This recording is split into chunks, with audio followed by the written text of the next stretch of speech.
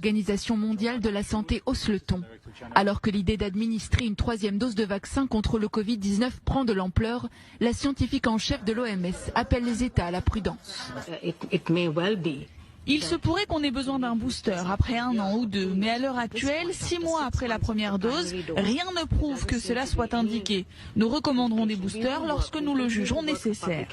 Selon l'Organisation internationale, aucune donnée scientifique ne corrobore l'idée qu'un rappel de vaccin soit nécessaire.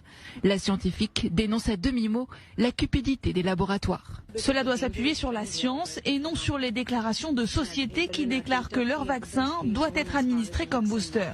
Et les autorités sanitaires aux États-Unis vont dans ce sens. À l'issue d'une réunion avec des représentants du laboratoire Pfizer et suite aux recommandations de l'OMS, les autorités américaines ont décidé que la population vaccinée 2 fois n'avait pour l'heure pas besoin d'un rappel.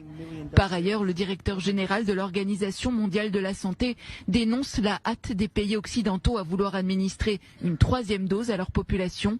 Tedros Adhanom Ghebreyesus appelle à plus de solidarité.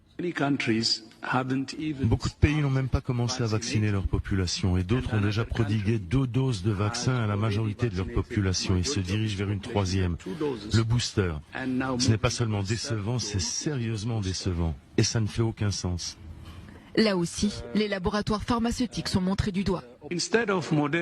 Au lieu pour Moderna et Pfizer d'avoir pour priorité la distribution de boosters aux pays dont les populations sont déjà bien protégées, nous avons besoin qu'ils fournissent des vaccins au programme COVAX, à l'Afrique et aux pays aux revenus faibles et modérés, qui ont une faible couverture vaccinale. Une sortie virulente pour le PDG de l'OMS à l'heure où les écarts continuent de se creuser entre les pays sur le plan vaccinal. Seul 1% des 3,3 milliards de doses de vaccins déjà administrées dans le monde l'ont été dans les pays les plus pauvres.